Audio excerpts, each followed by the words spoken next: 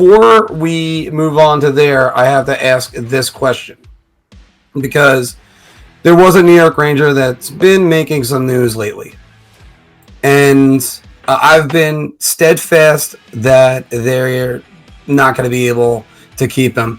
And it's Pavel Buchnevich.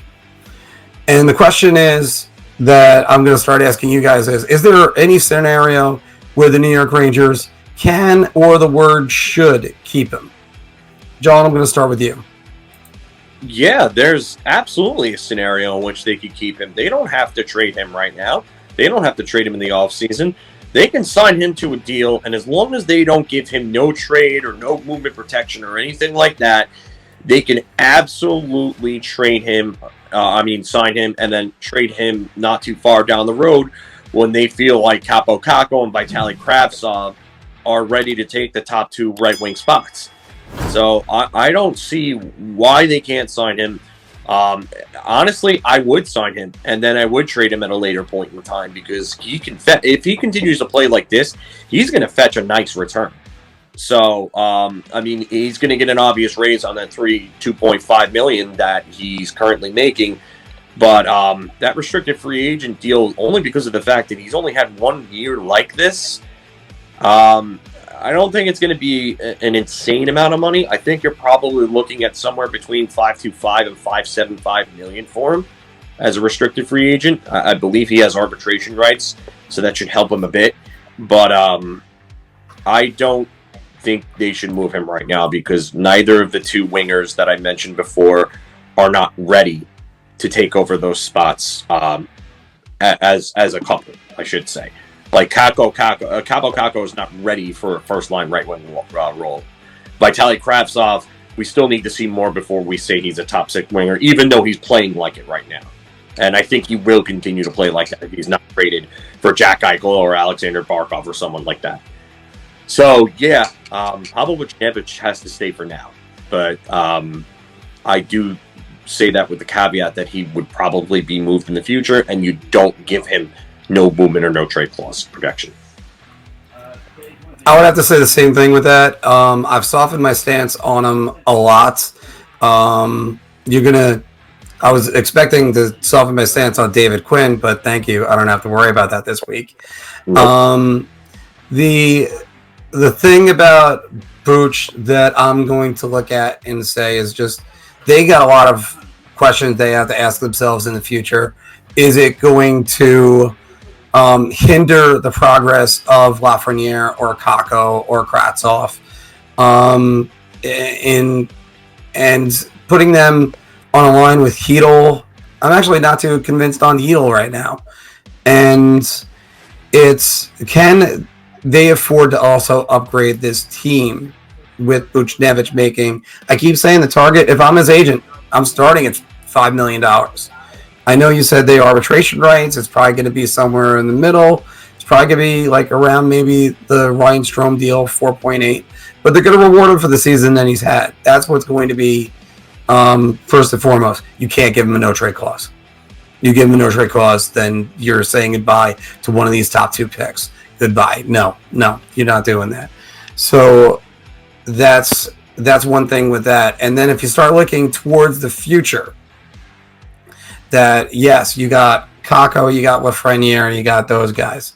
Here are some of the upcoming contracts that are coming up, including Adam Fox and Igor Shesterkin.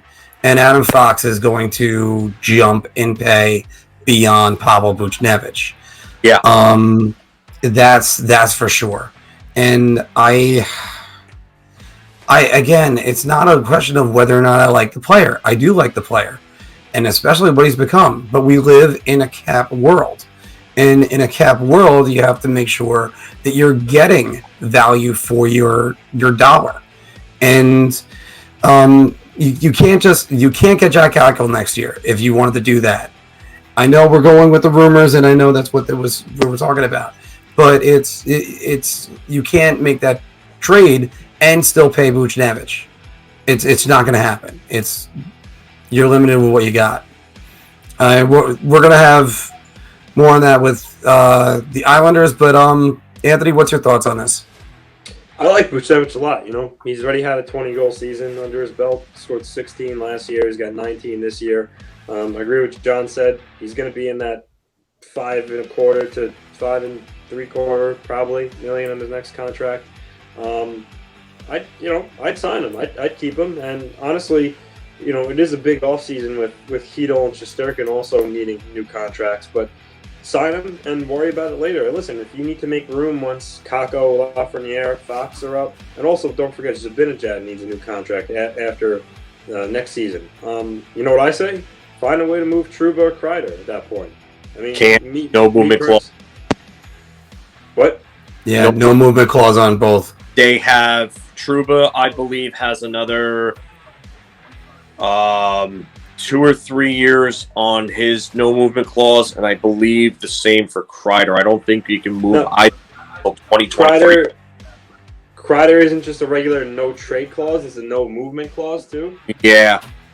I was on cap friendly. Let me just. A lot of players have gone with no movement clause. Yeah. A lot of players started going with no movement clauses ever since Wade Redden. Yeah. Kreider does that. Because Wade Redden got thrown to the minor leagues. They weren't moving him, but they weren't trading him. That's tough then, because that's what I would have said to do, move Kreider, only because he's too inconsistent. He disappears. He's fast. He's got size. He's got strength. But to me, he's not a typical smart player. I don't believe, and I think that for inconsistency in his game and what he makes, you can move him and save money that way. I mean, would he still waive it for a desirable destination? I mean, I'm just spitballing here, not really know cap situation every single team in the next 2 years. But would he waive it to go to Boston? He's from there, right? So it's like, I guess nothing's impossible. But that was my original take. Obviously, having the movement clause makes it a lot difficult, but that doesn't change my belief of I think you need to keep Buchnevich around right now. I don't see any reason really to move him. He plays on the top line. He produces. He's got a good shot. He's got good hands. I see him staying for at least the next 2 to 3 years, and maybe even beyond. Like I said, I like him as a player. They'll just have to make some decisions, as these younger guys need new deals. Yeah, I don't see how Chris Kreider waives his clause. I know I told you, Anthony, that I wanted him traded at the deadline last season. I know I said that. Sure.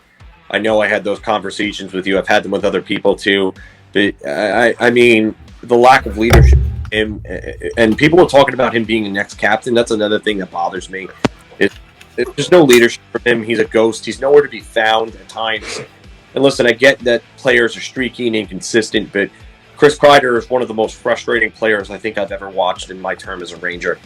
And I could deal with the bad players because you knew they were bad, like your Dave Carpas, your Sylvain Lefebvre's, your Stefan Quintals, your Dale Puritans. Like, you knew these guys were just trash. Dave Carpa. I mean, like, they were all bad. But Chris Kreider is actually a good player that just does not show up on a nightly basis. He's often gone for weeks, and then he's there, and he looks like Kevin Stevens in his prime at sometimes. It's ridiculous. You're right, though. He's also not a high IQ player.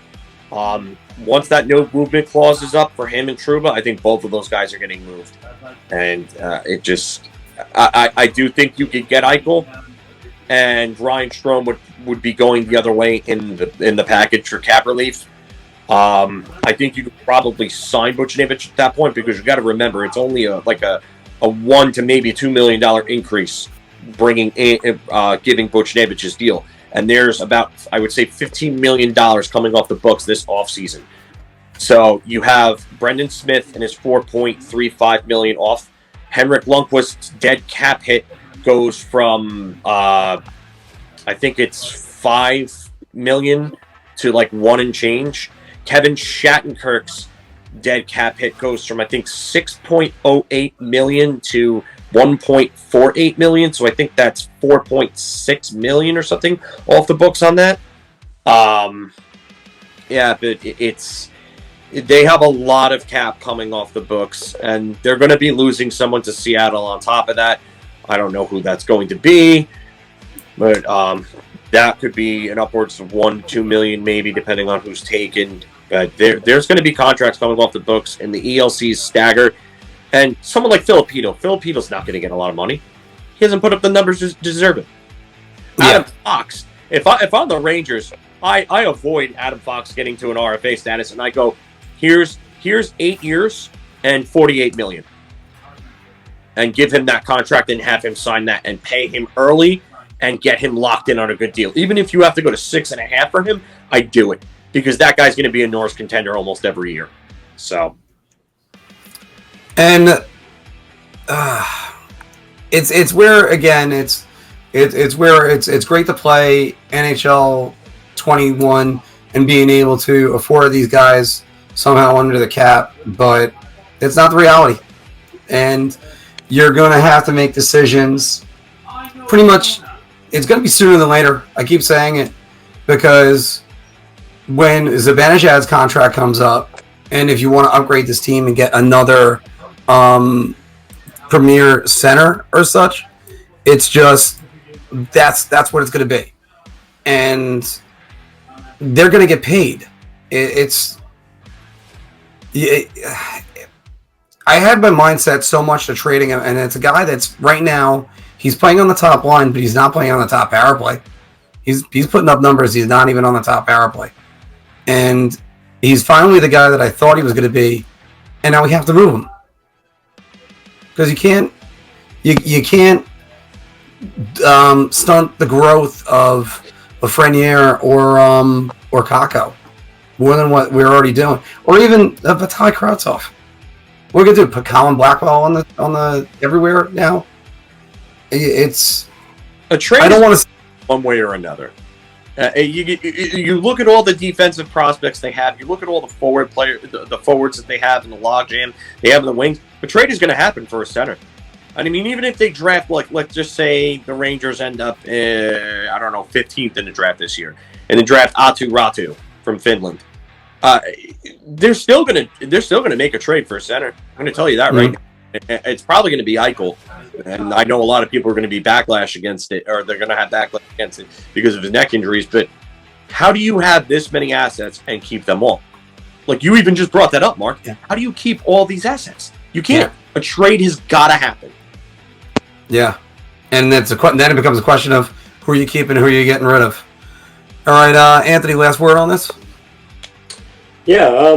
Again, I think right now I see also the argument to like trading him. Let's say now, like while his value's high, he's having a good year. But at the same time, you don't need to trade him yet. So I say, sign him to whatever he's. I mean, I would say he could get like a 5-year deal or so. Sign him to a 5-year deal. If you have to trade him after year 3, if things get a little tight, so be it. But right now, I wouldn't subtract him for your lineup. If you had to subtract right now, there are other guys I moved before him. And just to be clear, what he's saying right now, he means for next season. Yes. Yes, just in case, because I could already see that coming down in the comments. All right, but what do you think? Can the Rangers actually afford to keep Pavel Buchnevich? And do they need to use him in a package to get a better center? Can they afford to keep him with the upcoming contracts that are coming up? So put your comments down below. Again, I'm just out in front of this. That's just what I'm trying to think about. I'm not trying to say that I don't like the player. I do like the player very much. All right, guys. Did you like that video? Of course you did. So why not check out some more of our content?